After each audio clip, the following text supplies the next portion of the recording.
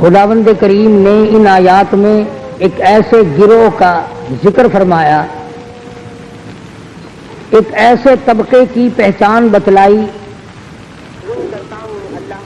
ایک ایسی جماعت کی شناخت بتلائی جن کو ہم سب کی زبان میں اولیاء اکرام رحمہم اللہ علیہ مجمعین کہتے ہیں۔ ولی کے لفظی معنی دوست کے ہیں، وارث کے ہیں۔ ولی اللہ کے معنی اللہ کا دوست، اللہ کے دین کا وارث۔ بنگلے، کوٹھی، جائیداد، مربع، اقتدار، جاہ و حشم پیدا کرنے سے ولی نہیں بنا کرتا، بلکہ ولی تو اللہ اور اس کے رسول صلی اللہ علیہ وسلم کی غلامی سے بنتا ہے۔ جتنا شریعت کا زیادہ تابعدار ہوگا اتنا ہی بڑا ولایت میں مقام رکھتا ہوگا۔ ہمارے یہاں یہ دیکھنا تو لوگوں نے چھوڑ دیا کہ شریعت محمدیہ صلی اللہ علیہ وسلم کا تابعدار ہے کہ نہیں۔ ہم پیچھے پڑ گئے کرامتوں کے، فلاں ولی یوں کر دیتا ہے، فلانا ولی یوں کر دیتا ہے، فلانے ولی نے یوں کر دیا، فلانے ولی نے یوں کر دیا، حالانکہ دین کے اندر ان باتوں کی کوئی حیثیت نہیں، کوئی حقیقت نہیں ان باتوں کی کہ ولی ہو اور اس سے کسی کرامت کا ظاہر ہونا ضروری ہے۔ بے شمار ولی ایسے ہیں کہ ان سے ایک بھی کرامت صادر نہیں ہوئی، اور انہوں نے ساری عمر اللہ اللہ کرنے میں گزار دی۔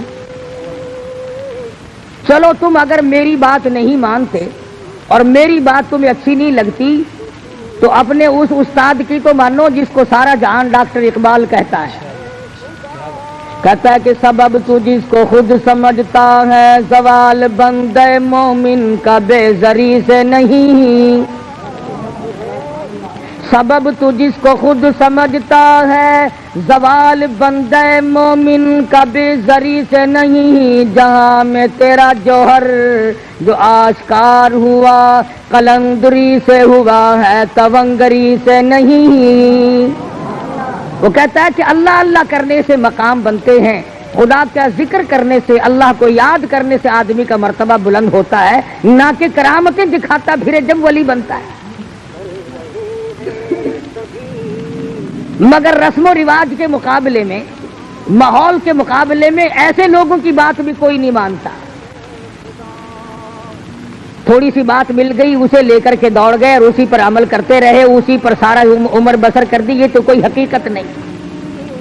قرآن کریم نے ولیوں کی پہچان بتلائی، ولیوں کی شناخت بتائی،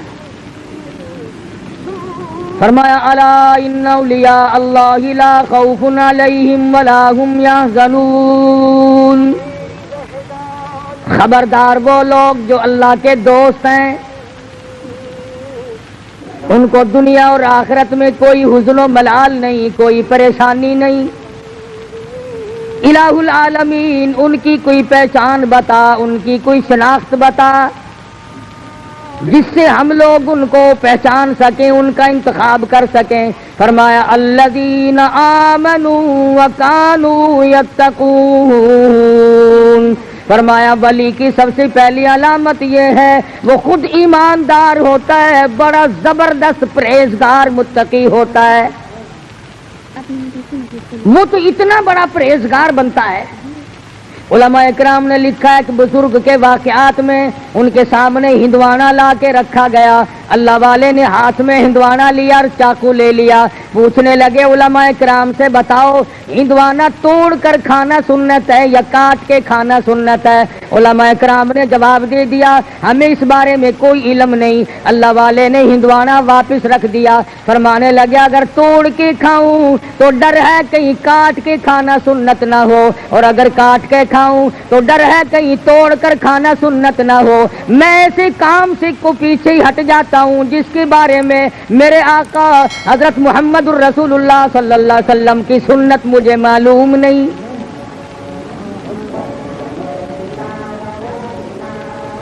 یہ جتنے بھی ولی گزرے ہیں انہوں نے، میں قسمیہ کہتا ہوں، ایک نے بھی سنت کا ترک نہیں کیا۔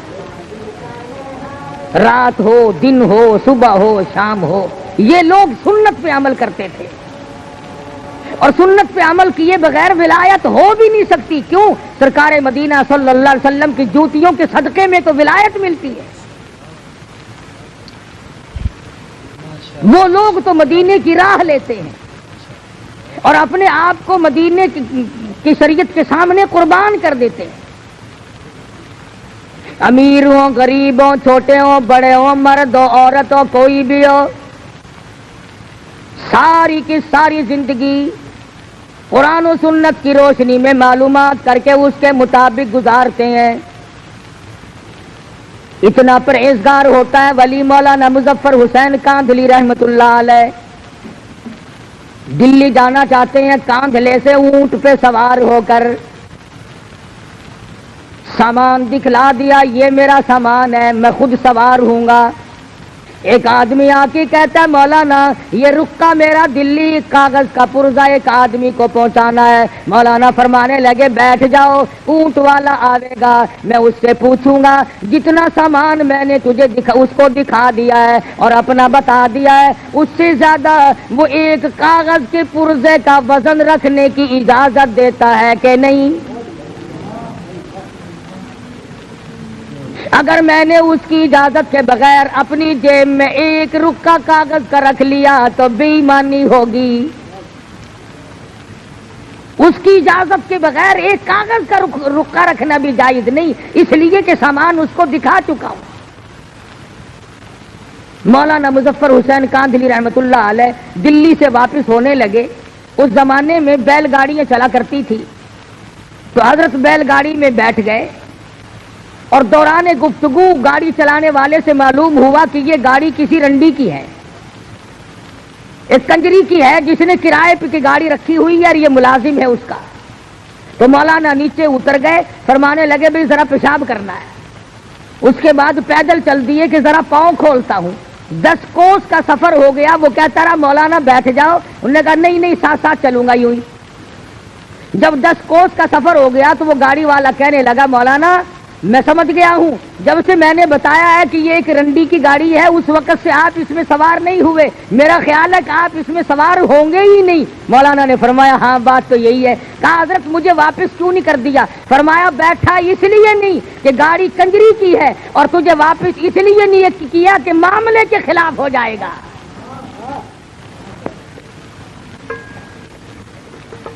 کس قدر تقویٰ ہوگا ان لوگوں کے پاس جو اپنی زندگی کے ایک ایک لمحے میں اللہ اور اس کے رسول کی شریعت مقدسہ کا لحاظ کرتے تھے۔ امام ابو حنیفہ رحمت اللہ علیہ بہت بڑے جلیل القدر بزرگ ہیں، اللہ والے ہیں، امام ہیں، 53 حج اپنی عمر میں ادا فرمائے، اور کئی حج ایسے ہیں گھر سے لے کر بیت اللہ تک پیدل گئے پیدل آئے۔ مگر تقوی کا یہ عالم ہے، بغداد شہر میں سخت دھوپ پڑ رہی ہے، ایک مکان ہے بہت بڑا، اس کی چھاؤں میں جانور بیٹھے ہیں، آدمی دھوپ میں آرام کر رہے ہیں اور حضرت والا دھوپ میں کھڑے ہیں۔ کوئی واقف آدمی آیا، کہنے لگا حضرت جی پسینے میں شرابور ہو، کپڑے بھیگ گئے، یہ بلا کی دھوپ پڑ رہی ہے، دوپہر کا وقت ہے، آپ یہاں سائے میں کھڑے ہو جائیں، آپ دھوپ میں کیوں کھڑے ہیں؟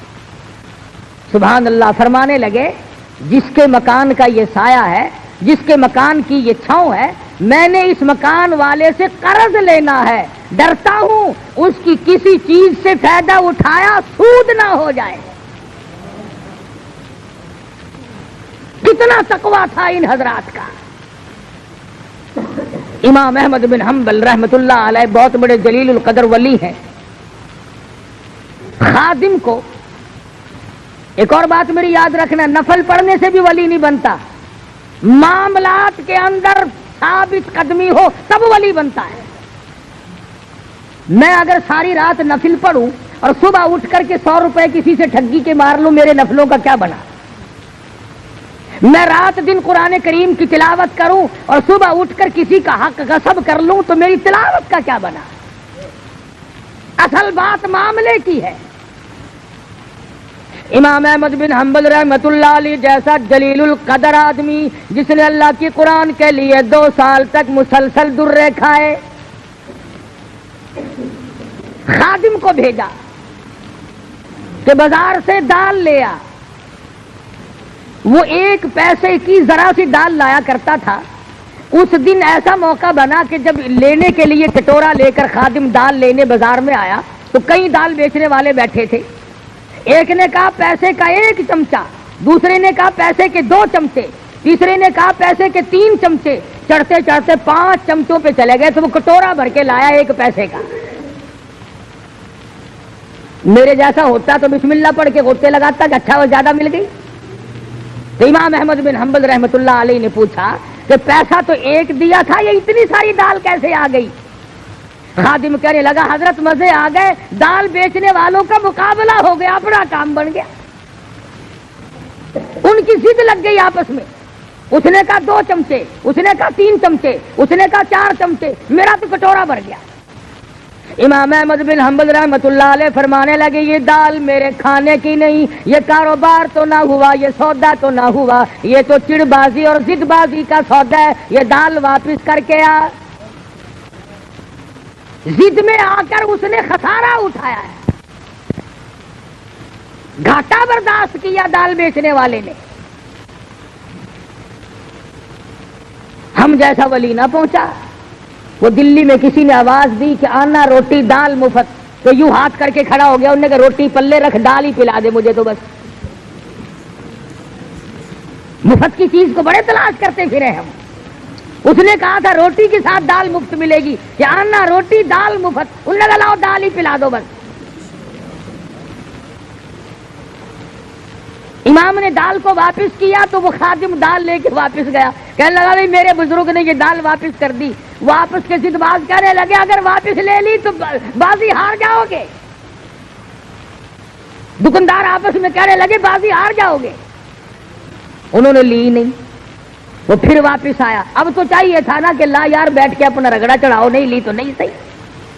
مگر امام احمد بن حنبل رحمۃ اللہ علیہ فرمانے لگے مسجد کے دروازے پہ کھڑے ہو جاؤ اور یہ اعلان کرو 1 پیسہ احمد بن حنبل کا لگا، دکانداروں کی ضد بازی ہوئی، یہ دال ہے کسی نے لینی ہو تو لے جاؤ۔ علماء کرام نے لکھا ہے 2 دن 2 رات تک آواز لگاتا رہا، کوئی اس دال کے لینے والا نہ ملا۔ کیسے نیک لوگ ہوں گے، کتنا حلال کھاتے ہوں گے، ان کے پیٹ میں کتنے حلال کے لقمے جاتے ہوں گے کہ تھوڑے سے صبح والی چیز کے لینے والا بغداد شہر میں کوئی نہیں ملا۔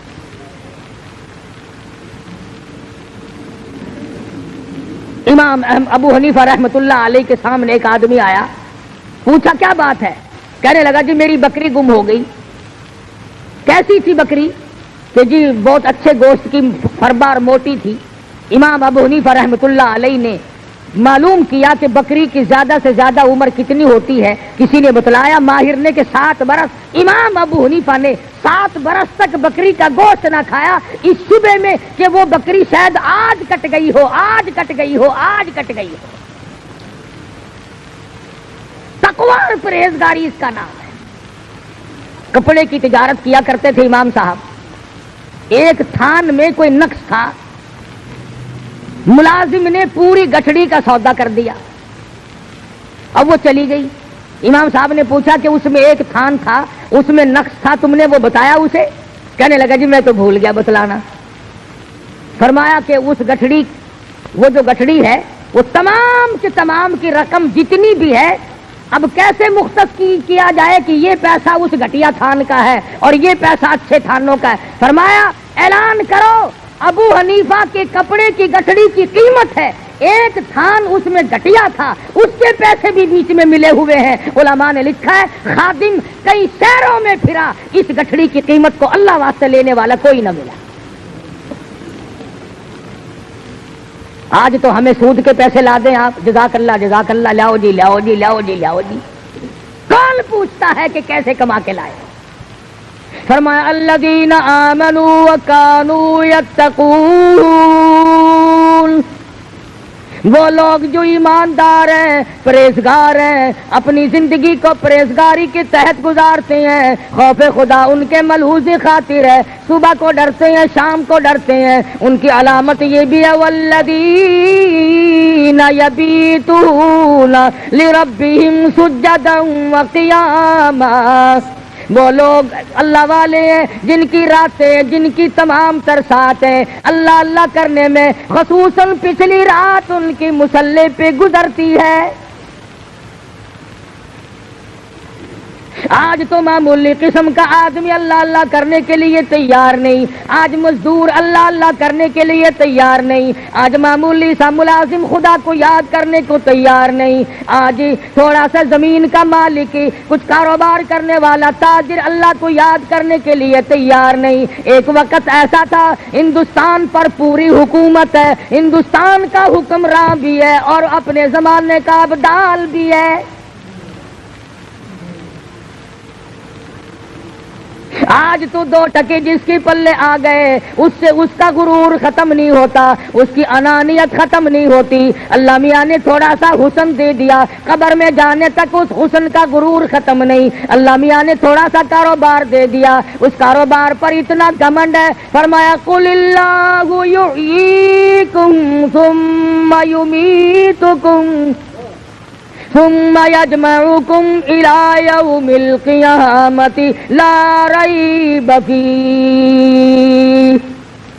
او امیروں، او وزیروں، او سفیروں، او تاجروں، او ذمہ داروں، او پیروں، او بڑے بڑے مولویوں، میرا دربار بڑا مہنگا ہے، جب آؤ گے تو تم قل اللہ یحییکم، میں نے تمہیں زندگی دی، یہ نعمتیں میں نے عطا کی ہیں، ثم یمیتکم، میں تمہیں برباد کر دوں گا، ثم یجمعکم الی یوم القیامۃ لا ریب فیہ، پھر مجھے اپنی کبریائی کی قسم تم سب کو اپنے پاس کھڑا کر کے ایک ایک سانس کا حساب لوں گا۔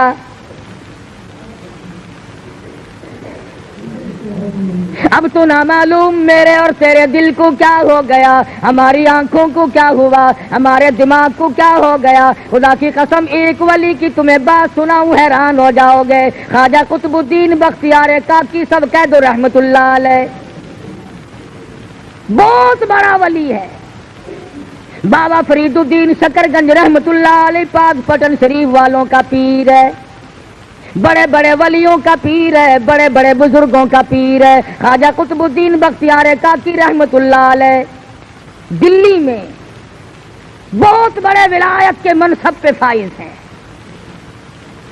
موت تو پیروں کی بھی آتی ہے، موت تو مولویوں کی بھی آتی ہے، میں نے سنا ہے کہ صدروں کی بھی موت آ جاتی ہے، میں نے سنا ہے گورنر بھی مر جاتے ہیں، میں نے یہ بھی سنا ہے کہ وزیروں کے بنگلے بھی سنسان ہو جاتے ہیں، میں نے سنا ہے بڑے بڑے تاجروں سفیروں کی کوٹھیاں ویران ہو جاتی ہیں۔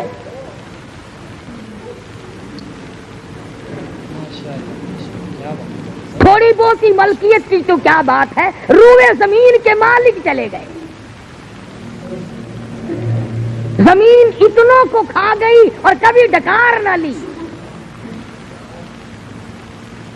اربوں خربوں انسان زمین میں کھپ گیا۔ خواجہ قطب الدین بختیار کاکی رحمت اللہ علیہ کا آخری وقت آیا، وصیت نامہ لکھا ہے۔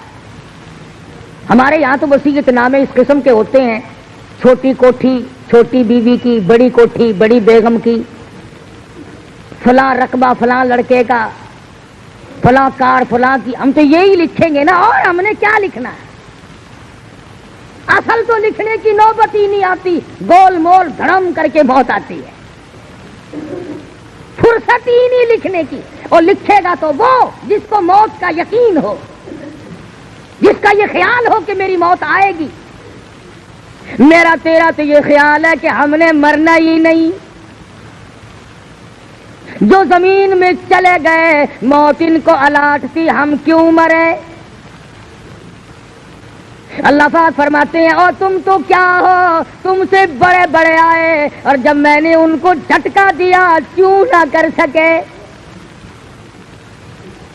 یہ چونکہ ولی تھے، वसीयत नामा लिख दिया, मेरा जनाजा, वो जनाजा पढ़ाने की शर्तें लिख मारी। पहली शर्त ये है, मेरी नमाज जनाजा वो आदमी पढ़ाए, वो आदमी मेरा जनाजा पढ़ा सकता है जिसमें 4 शर्तें पाई जाएं। मेरा नमाज जनाजा हर आदमी ना पढ़ाए, हर कोई मेरे जनाजे के लिए खड़ा ना हो, वो आदमी पढ़ाए जिसमें 4 शर्तें पाई जाएं। पहली शर्त ये है, जब से उसने होश संभाला मेरे जनाजे के वक्त तक उसकी एक वक्त की भी, एक दिन की भी, एक नमाज भी जमात के बगैर ना हुई हो। सारी उम्र में कभी तकबीर ऊला फौत ना हुई हो। बीमारी में, दुख में, दर्द में, सफर में, हजर में, किसी वक्त में भी, किसी परेशानी में भी, कैसी तकलीफ क्यों ना हो, एक वक्त की भी जमात की नमाज उसकी तरक और कज़ा ना हुई हो। पहली शर्त नमाज जनाजा पढ़ाने की है।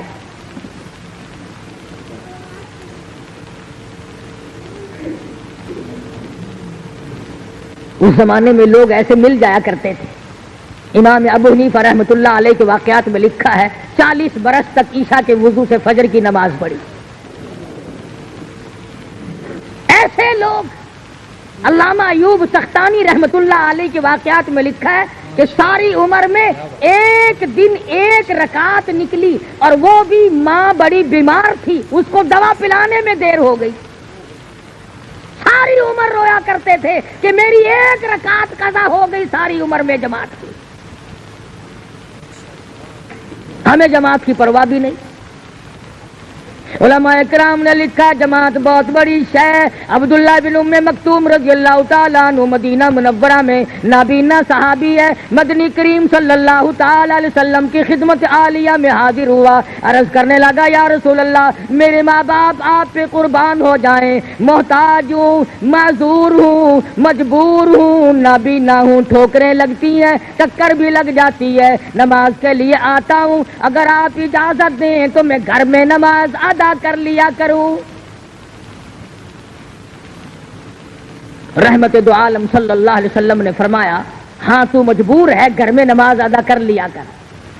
वो अभी पूछ कर 10 कदम न गया होगा कि जिब्रील अमीन तशरीफ लाए। अर्ज किया, या रसूल अल्लाह, आपने अब्दुल्लाह बिन उम्मे मक्तूम को घर में नमाज पढ़ने की इजाजत दे दी, हालांकि ऐसे लोगों की वजह से दूसरों की नमाज कबूल की जाती है। ऐसों की वजह से तो दूसरों की नमाज मकबूल होती है, आपने इसको घर में नमाज की इजाजत क्यों दी? वापस बुलाया और फरमाया, अब्दुल्ला अजान सुनते हो? जी हाँ या रसूल अल्लाह सुनता हूं। फरमाया, फिर तो मस्जिद में आना ही पड़ेगा।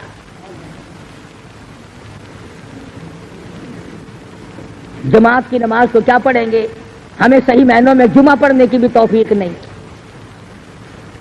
कई लोग जुमे में भी चलाकी मारते हैं, खुतबे में आ जाएंगे, जमात आखिरी रकात में आके रल जाएंगे और अपने दिल में ख्याल करता है कि मैंने जुमा पढ़ लिया, मुझे ये मालूम नहीं कि घाटा कितना पड़ा। उलमा इकराम ने लिखा है, खुतबे की अजान होती वो फरिश्ते जो दरवाजों पे खड़े होते हैं वो अपने कागजात को बंद करके खुतबा सुनने बैठ जाते हैं। जुमे की फहरिस्त में तेरा नाम ही नहीं, तेरा नाम ही नहीं। दुकान पे बड़ा सवेरे पहुंचता है कि गाहक आकर न चला जाए। जुमे के मुतालिक छुट्टी का दिन है जी, आज तो देखी जाएगी, चले जाएंगे जी, पहुंच जाएंगे जी।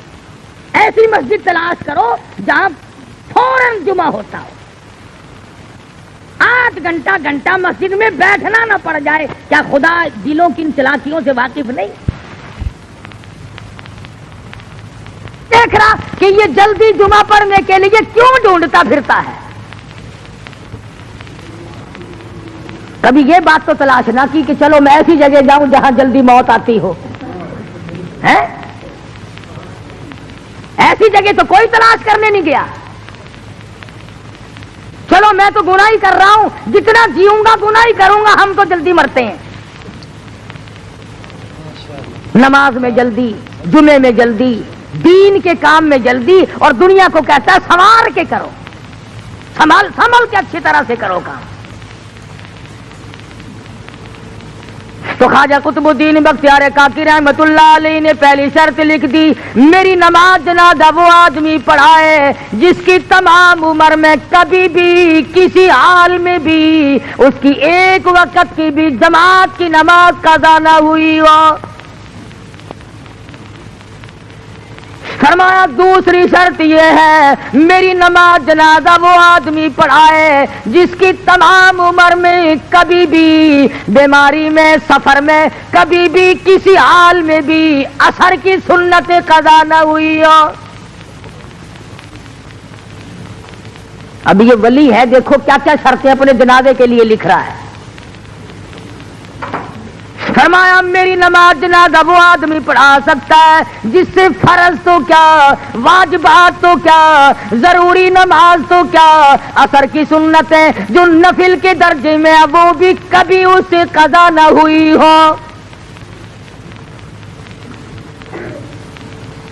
فرمایا تیسری شرط یہ ہے، میری نماز جنازہ وہ آدمی پڑھا سکتا ہے، ایسا آدمی میری نماز جنازہ پڑھائے جس کی ساری عمر میں کبھی بھی کسی حال میں بھی تہجد کی نماز قضا نہ ہوئی ہو۔ اس لیے کہ تہجد کی نماز کو خاص دخل ہے ولایت کے ساتھ، امن ہوا قانت آناء اللیل ساجدا وقائما یحذر الآخرۃ ویرجو رحمت ربی۔ ساری رات سجدوں میں گزار دے، اللہ کی حضور میں گزار دے، اور فرمایا تہجد ولی کیوں نہ پڑھے، نبی کو حکم ہو رہا ہے یا ایھا المزمل قم اللیل الا قلیلا نصفہ او انقص منہ قلیلا، اور کالی کملی اوڑھنے والے اٹھو اور میرے سامنے کھڑے ہو کر قرآن کی تلاوت کرو۔ نبی کو خدا حکم دیتا ہے کہ رات کو اٹھ کر میری یاد کر، ولی ساری رات عبادت میں گزارتا ہے۔ ہمارے زمانے کے بعض پیر سے پوچھو نا، حضرت جی نماز نہیں پڑھ دے، آخر میں مدینے پڑھ کے آنا، میں مدینے پڑھ آیا، روٹی اتھوں رگڑدا ہے، سارے کھانے تے پینے تے پہننے تے سارا رگڑا اتھوں چاڑدا ہے تے نماز مدینے پڑھدا ہے۔ خواجہ قطب الدین پیر ہے، ولیوں کا ولی ہے، بہت بڑا بزرگ ہے، کہتا ہے میری نماز جنازہ وہ آدمی پڑھائے جس کی ساری عمر میں ایک دن کی بھی تہجد کی نماز قضا نہ ہوئی ہو۔ یہ تین شرطیں جو تھی یہ تو تقوی کی تھی، اللہ اللہ کرنے کی تھی، نماز جماعت کی، اثر کی سنتیں، تہجد کی نماز یہ تو کرنے کی تھی، اور چوتھی شرط ان سے بھی مہنگی ہے، چوتھی شرط ان سے بھی زیادہ مہنگی اور گرم ہے اور بہت زیادہ سخت ہے۔ فرمایا لوگو میری نماز جنازہ وہ آدمی پڑھائے جس کی تمام عمر میں کبھی بھی کسی حال میں بھی ساری زندگی میں غیر عورت پہ اس کی کبھی نگاہ نہ پڑی ہو۔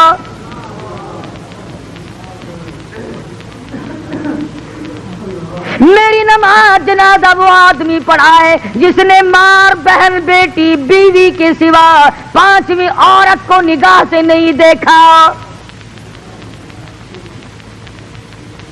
یہ مسئلہ سب سے زیادہ مشکل ہے، انتہائی مشکلات میں سے ایک یہ مسئلہ مشکل ہے کہ کوئی غیر عورت کو نہ دیکھے۔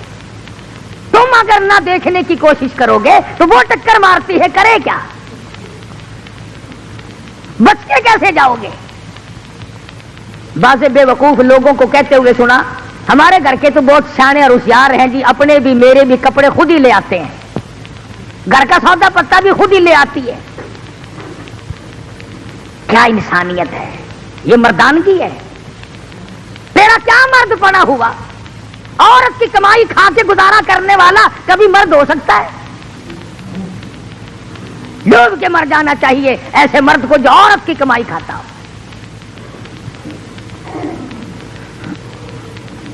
نگاہ کی حفاظت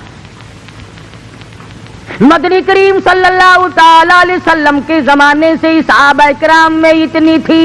یہودی عیسائی دین کے اگرچہ دشمن تھے مگر اپنی جوان بیٹیوں کو، جوان بہنوں کو سال سال 2 سال کے لیے تجارت کے لیے جاتے تھے، مسلمانوں کے گھر میں چھوڑ جاتے تھے۔ خدا کی قسم کبھی کسی مسلمان پہ جھوٹا الزام بھی نہیں لگا،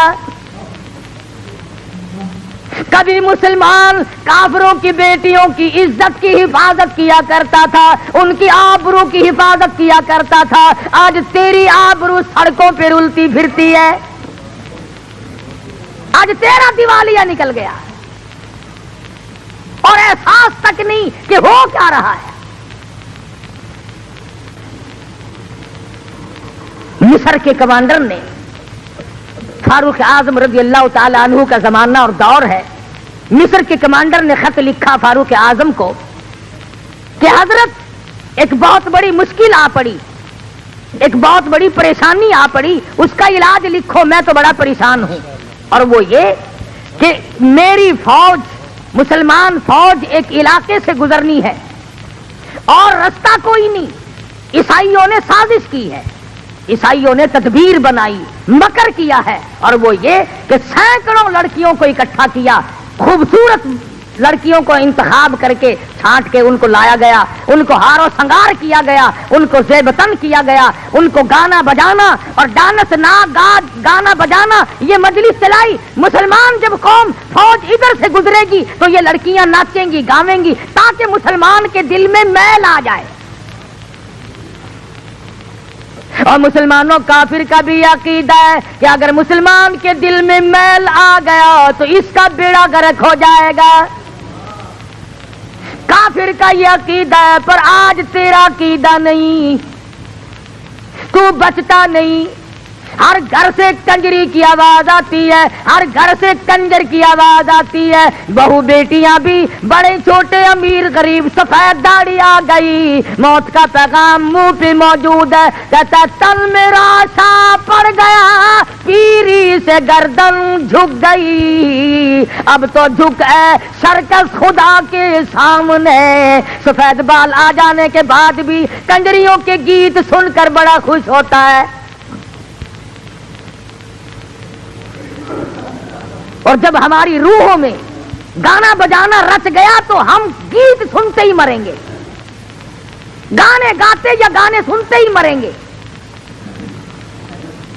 مصر کے کمانڈر نے فاروق اعظم کو لکھ دیا، اللہ والے میں بڑا پریشان ہوں، فوج کے لیے دوسرا راستہ کوئی نہیں، عیسائیوں نے بڑی سازش کی ہے، کہیں مسلمان قوم کا بیڑا غرق نہ ہو جائے۔ امیر المؤمنین خلیفۃ المسلمین سیدنا فاروق اعظم رضی اللہ تعالی عنہ نے خط کا جواب لکھا، فرمایا کوئی پریشانی کی بات نہیں، ساری فوج کو اکٹھا کر کے قرآن کریم کی ایک آیت سنا دو، ایک آیت سنا دو اللہ کے قرآن کی۔ فاروق اعظم کا یہ عقیدہ، پوری فوج کو ایک آیت کافی ہے، آج عوام اور حکام کو سارا قرآن کافی کوئی نہیں۔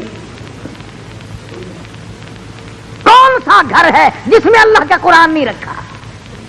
کون سی مسجد ہے جس میں خدا کا قرآن نہیں؟ کون سی بستی ہے جس میں اللہ کا قرآن نہیں؟ اور ظالمو، قرآن کریم کے اوپر گردوں کو بار جمع پڑا ہے، اپنے منہ روزانہ صاف کرتے ہو، خدا کا قرآن بھی کبھی جھاڑا؟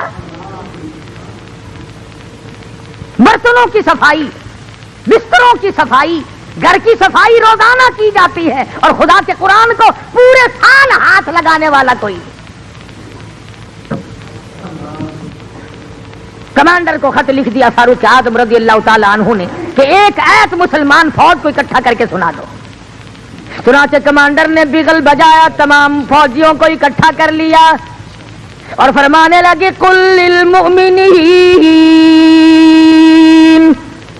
یغضوا من ابصارہم وَيَحْفَظُوا فُرُوجَهُمْ ذَلِكُمْ أَزْكَىٰ لَكُمْ إِنَّ اللَّهَ خَبِيرٌ بِمَا يَصْنَعُونَ۔ ایک آیت اللہ کے قرآن کی کمانڈر نے سنائی ہے اور اس کے بعد حکم دیا فوج کو کہ رخصت ہو جائے، چلیں سب۔ اب مسلمان سپاہی گزر رہے ہیں، ڈانس شروع ہے، گانا بجانا شروع ہے، تھک گئی گانا گا گا کر، بے شمار فوج تھی، ڈانس کر کر کے عیسائی لڑکیاں تھک گئی، کسی نے یوں سر اٹھا کے نہیں دیکھا، کسی نے آنکھ اٹھا کر نہیں دیکھا۔ قرآن کی آیت کا ترجمہ تھا، او مومنوں، او مسلمانوں، اپنی نگاہوں کی حفاظت کرو، اپنی شرم گاہوں کی حفاظت کرو۔ اگر تم کنکھی آنکھوں سے بھی دیکھو گے، یوں ذرا سا کوئے میں سے بھی دیکھو گے، ان اللہ خبیر بما یصنعون، میں تمہاری ساتھ ہوں، میں تمہیں دیکھ رہا ہوں، میں دیکھ رہا ہوں۔ اگر تم نے ان لڑکیوں کی طرف آنکھ اٹھائی تو میں خدا دیکھ رہا ہوں۔ فوج نے قرآن کی ایک آیت سنی اور چل دیے، نکل رہے ہیں، جا رہے ہیں، کوٹھوں پہ لڑکیاں ناچ ناچ کے تھک گئی، ڈانس کر کر کے تھک گئی۔ بالآخر جب تقریباً ساری فوج نکل گئی، دو چار آدمی رہ گئے، ایک لڑکی کہنے لگی، ارے یہ حسن کا نظارہ، یہ جمال، یہ رقص و سرود، یہ گانا بجانا، ہم نے پورا زور لگا دیا، کسی نے آنکھ اٹھا کر نہیں دیکھا، یہ ساری فوج اندھوں کی تو نہیں،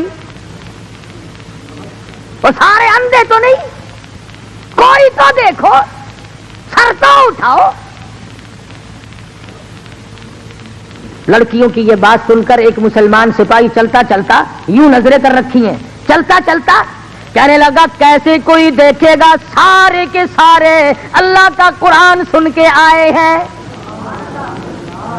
سارے اللہ کا قرآن سن کے آئے ہیں، کوئی نہیں دیکھے گا۔ اللہ غنی، عیسائی لڑکیاں کہنے لگی، وہ کیسا قرآن ہے جو اتنے بڑے جمال کے نظارے سے روک دے، اتنے حسن سے روک دے، گانے بجانے سے روک دے، یہ طرح طرح کے ڈانس ہم نے کیے، ان کو دیکھنے سے روک دے، وہ کیسا کلام ہے جس میں اتنی قوت ہے، اتنی اسپرٹ ہے، اتنی شجاعت ہے، اتنی جرأت ہے۔ اور جانے والوں، وہ قرآن ہمیں بھی سناتے جاؤ،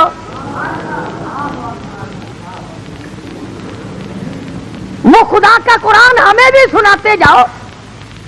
ایک مسلمان سپاہی نیچے نظریں کی ہوئی ہیں، چلتا بھی جاتا ہے اور کہتا ہے، قل للمؤمنین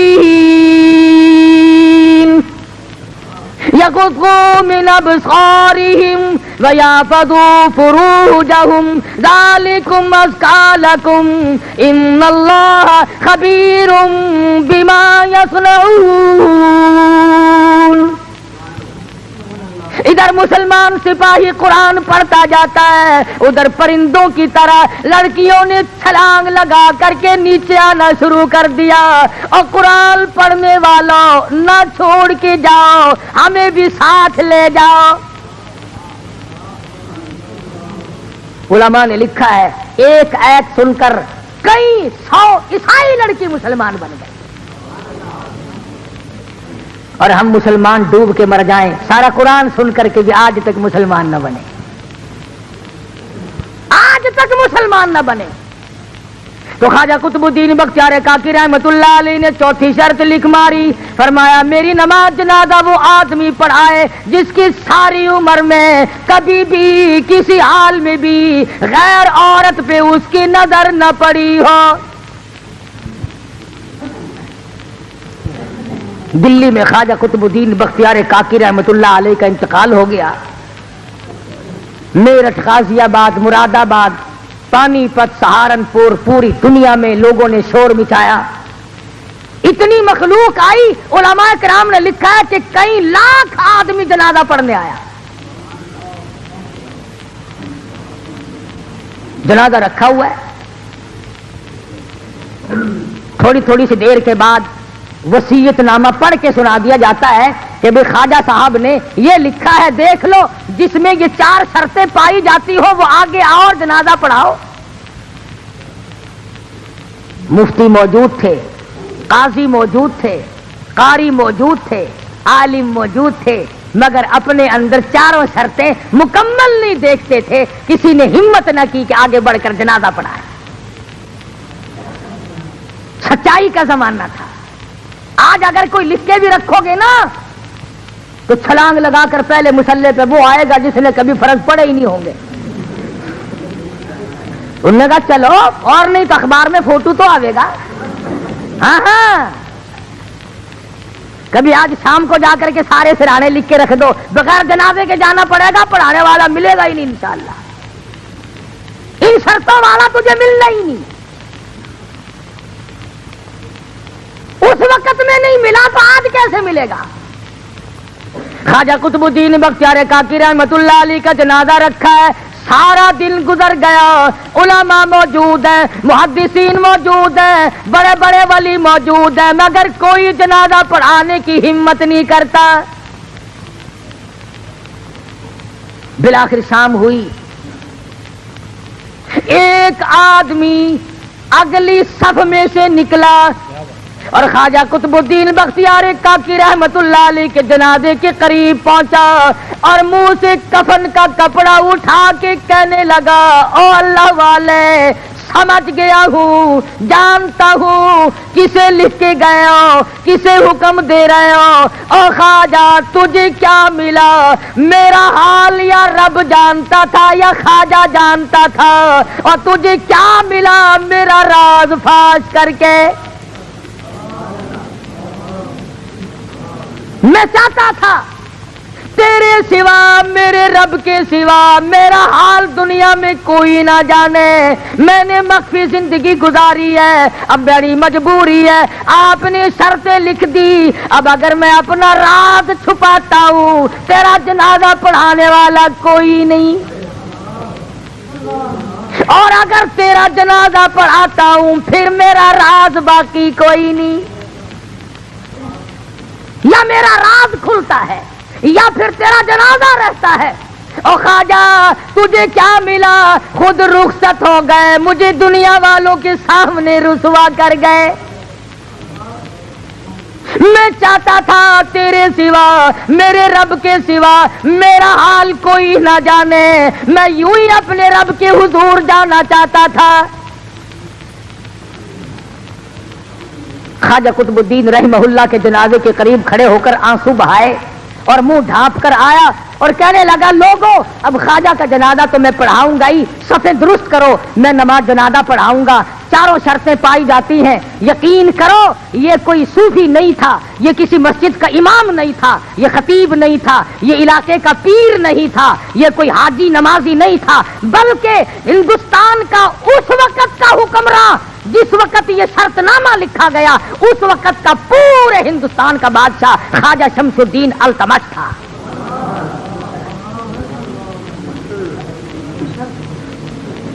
पूरे हिंदुस्तान का हुक्मरान, और सारी उम्र में एक जमात की नमाज ना गई। बादशाह हो और तहज्जुद की नमाज कज़ा ना हो, बादशाह हो और असर की सुन्नतें कभी न छूटी हो, बादशाह हो और बहन बेटी और बीवी और मां के सिवा कभी औरत न देखी हो। मस्जिद में बैठे हो, वुजू करके बैठे, ईमानदारी से जरा कलेजे पे हाथ रख के सोचो, जब बादशाह ऐसे होंगे तो पब्लिक कैसी होगी, अवाम कैसे होंगे, लोग कैसे होंगे, हालात कैसे होंगे, उस वक्त कैसी हवा चलती होगी। अरे खुदा की कसम, हर आदमी जो मरता था सीधा जन्नत में जाता था।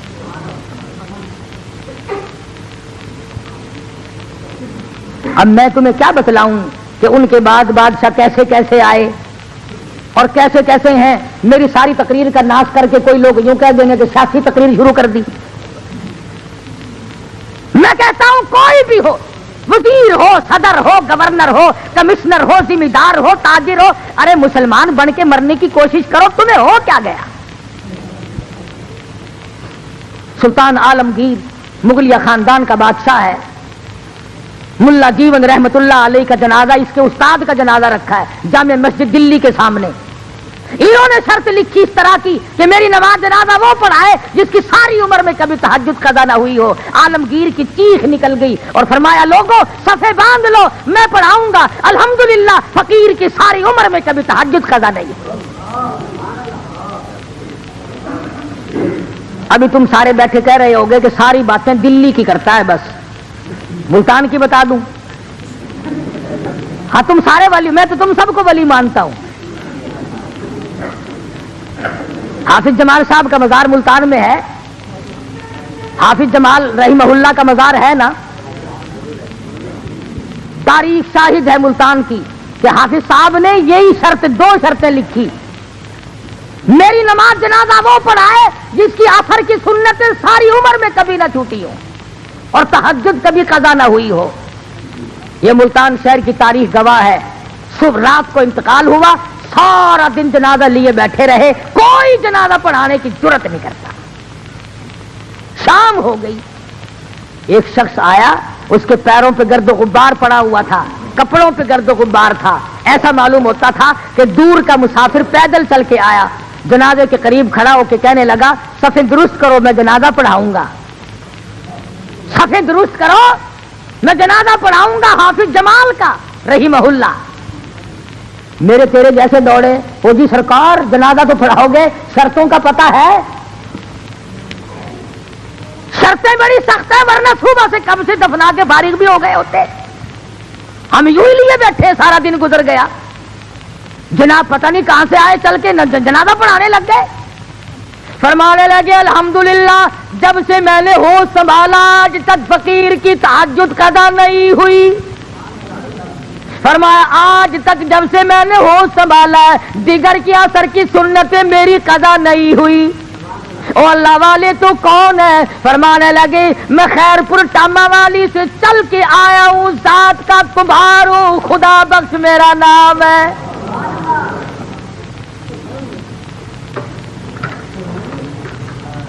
बताना ये चाहता था कि हम तो वली ऐसे लोगों को मानते हैं, अब तुम उनको वली मानते रहो।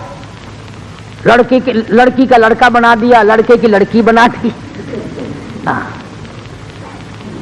चिमटे वाला पीर है, तबले वाला पीर, हारमोनियम वाला पीर, मेरा कुरान वाला पीर, नबी की हदीस वाला पीर। हजरत मौलाना ख्वाजा खान मोहम्मद साहब दामद बरकातुहुम मेरे पीरो मुर्शद हैं, खान कसराजिया वाले। खुदा की कसम मजलिस में बैठ के तो देख, अल्लाह याद आ जाए।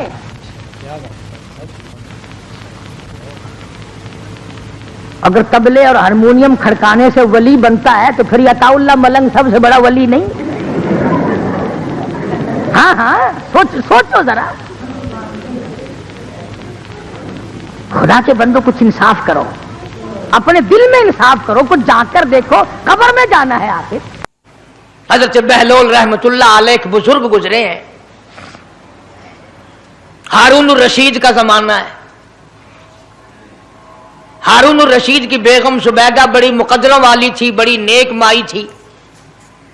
उसने ख्वाब देखा, सपना देखा कि जंगल के शेर गिद्दड़ जानवर आते हैं और मेरे साथ बुरा काम करके जाते हैं।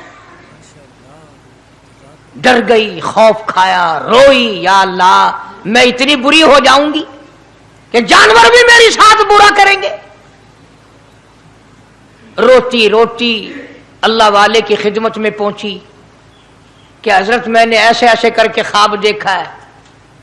शुक्र है उस जमाने में फालनामा नहीं था, नहीं तो घर बह के खोल गिनने आ। बसा विच विक देना कि जेड़ा ख्वाब देखो उन वेले ताबीर मालूम करो। तकदीर दा पता करना होवे, अखियां नुट के उंगल रखो, चाहे तकदीर दा पता लग वैसे। बेगम जुबैदा हारून रशीद की घरवाली अल्लाह वाले की खिदमत में आई, रो रही है, रो रही है। क्यों रोई हो? कहने लगी ऐसा ऐसा मैंने ख्वाब देखा, सपना देखा, जंगल के बड़े बड़े मूजी जानवर, चीर फाड़ कर भेड़िए, बघियाड़, शेर सारे आते हैं, मेरी साथ बुरा काम करके जाते हैं। अल्लाह वाले ने आवाज दी, मुबारक हो, तू कोई ऐसा काम करेगी जिससे जंगल के जानवरों को भी फायदा पहुंचेगा।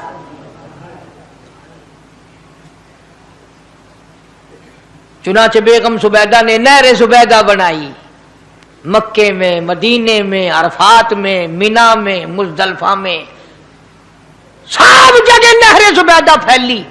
करोड़ों इंसानों ने पानी पिया, परिंदों ने, चरिंदों ने, दरिंदों ने पानी पिया। तो बेगम सुबैदा हारून रशीद की घरवाली हजरत बहलोल के पास चली गई, दरिया के किनारे बैठा था अल्लाह वाला। देखो लोग हमें कहते हैं कि ये वलियों को नहीं मानते, वो बदबख्तों वलियों को तो मानते हैं, ठगों को नहीं मानते, डाकुओं को नहीं मानते। कौन कहता वलियों को नहीं मानते? हम उसको नहीं मानते, न दौड़ी न मूछ, सफा बिल्कुल गोंगलू बना हुआ जड़ा हुए ना, हाँ, न नीति न कजा कीती, सानू ये पीरवारा नहीं खांदा। जो नमाज ना पढ़े, जिसकी शक्ल मोहम्मद करीम सल्लल्लाहु अलैहि वसल्लम जैसी नहीं, जिसकी शक्ल सिद्दीक से ना मिले, जिसकी शक्ल अली मुर्तजा से ना मिले, जिसकी शक्ल हुसैन से ना मिले, जिसकी शक्ल सैयद अब्दुल कादिर जिलानी से मिले, वो चमचीर थी सकता है, पीर नहीं थी सकता। वो चमचीर है।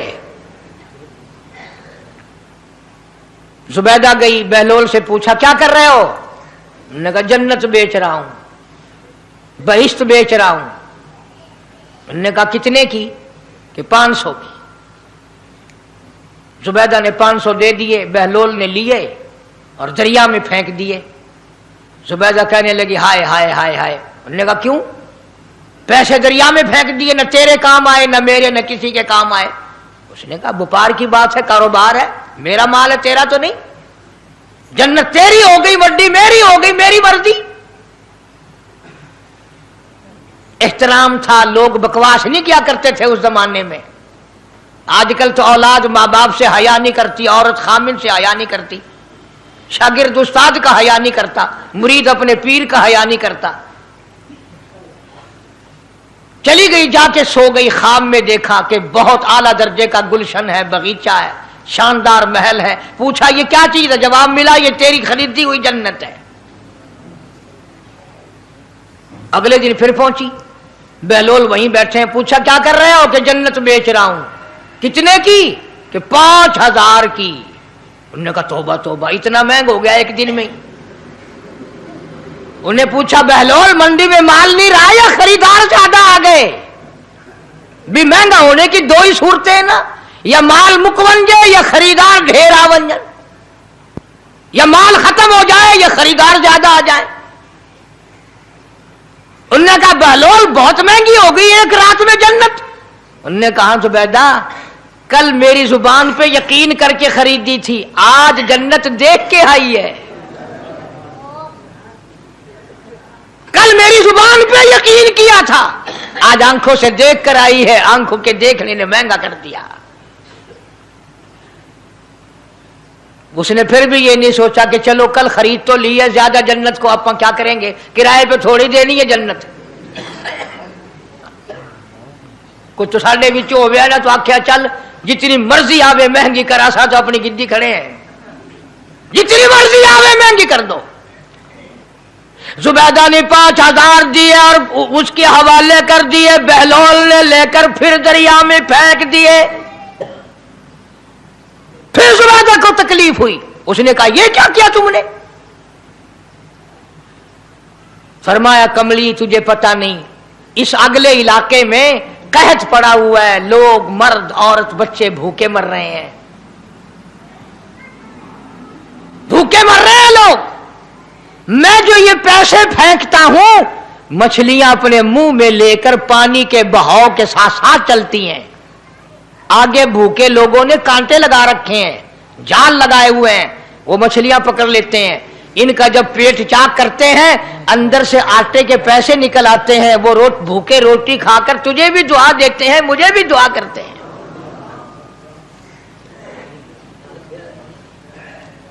मखलूक का भला मनाना सबसे बड़ी इबादत है।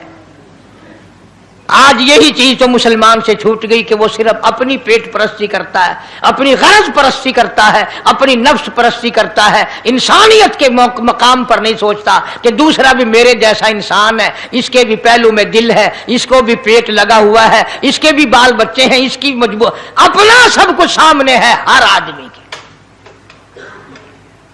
इसलिए कुरान करीम ने ऐलान कर दिया कि तुम कलमा पढ़ के जन्नत के ठेकेदार ना बनो। जन्नत बड़ी औखी है, जन्नत की कीमत पूछनी हो बिलाल से पूछ के आ,